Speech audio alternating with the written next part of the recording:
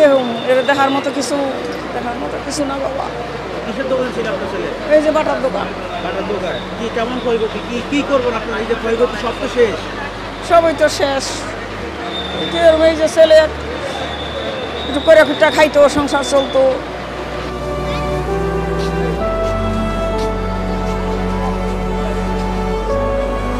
আমি এটা বুঝতে পারতেছি না আসলে। আমি সরল সোজা মানুষ, দোকানদারি করি, বাসায় যাই আসি, এই তো দোকানদারি করি। এটা এখন আগুন এমনভাবে লাগছে, এটা আমি এখন কি বলবো, কিভাবে বলবো?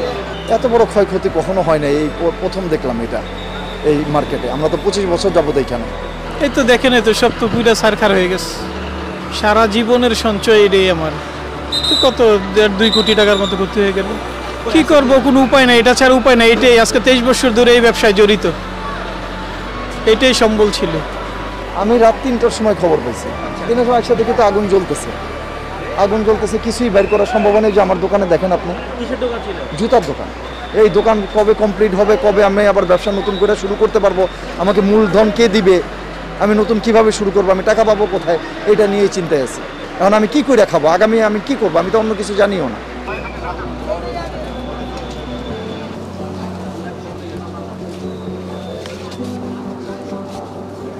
রাত্রে 3:30 দিকে খবর পেয়েছি যে মার্কেটে আগুন লাগছে। তো আসার পর দেখি যেভাবে আগুন লাগছে, কোনো কিছু বের করতে পারি নাই। তার জন্য এখন এই সাবাল টাবাল নিয়ে দেখলাম, কোনো কিছু একটা সুতো বের করতে পারি নাই, সব পুরা শেষ।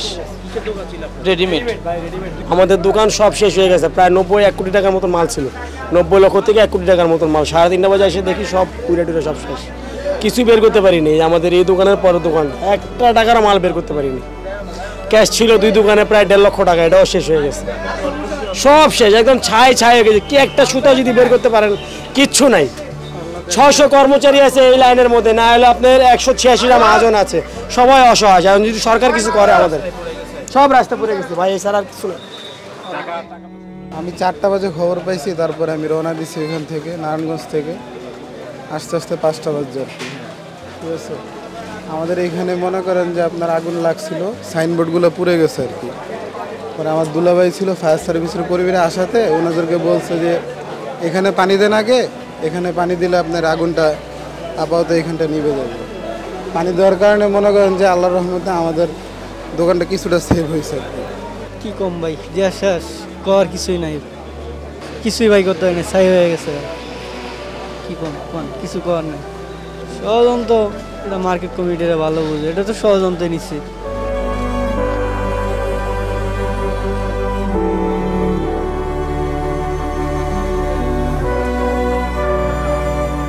আমাদের 3 ভাইয়ের দোকান ছিল, 5টা দোকান ছিল, সব শেষ।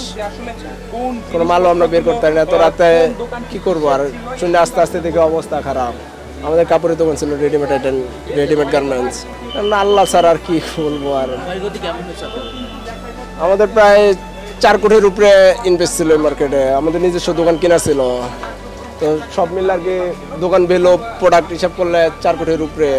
এখন ষড়যন্ত্র কিভাবে বলবো, আমরা রোজার ঈদে ইনফরমেশন পাইছিলাম এটা বঙ্গবাজার মতন আগুন দা পোড়ায় দিবে, কিন্তু পরবর্তীতে আর এটা কিছু তো হইলো না। এখন হুট করে হইলো, বুঝতে পারতেছি না যে ষড়যন্ত্র বলবো না কপালের লেখন।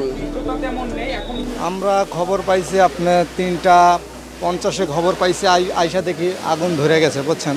আইসা বাইরে একটা দোকান ছিল আমাদের, বাইরে আপনার দোকান থেকে কোনো কিছু বাই করতে পারিনি। ভেতরে একটা ছিল ছোট, তার তো হালকা মাল বাই করছি অল্পগুলা, আর কিছু বাই করতে পারিনি ভাই, সবগুলো পুড়ে গেছে গা।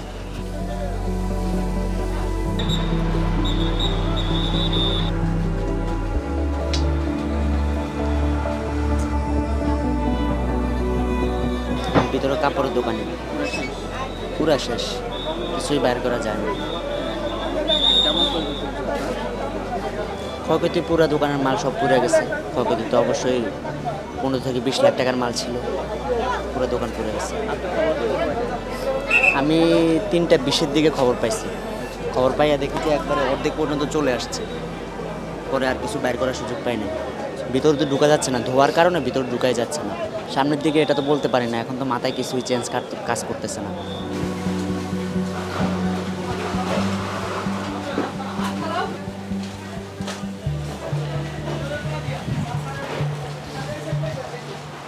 সংবাদ, ফিচার ও অনুষ্ঠানের জন্য ভিজিট করুন সংবাদ প্রকাশের ওয়েবসাইট এবং যুক্ত থাকুন ফেসবুক পেজ ও ইউটিউব চ্যানেলের সঙ্গে।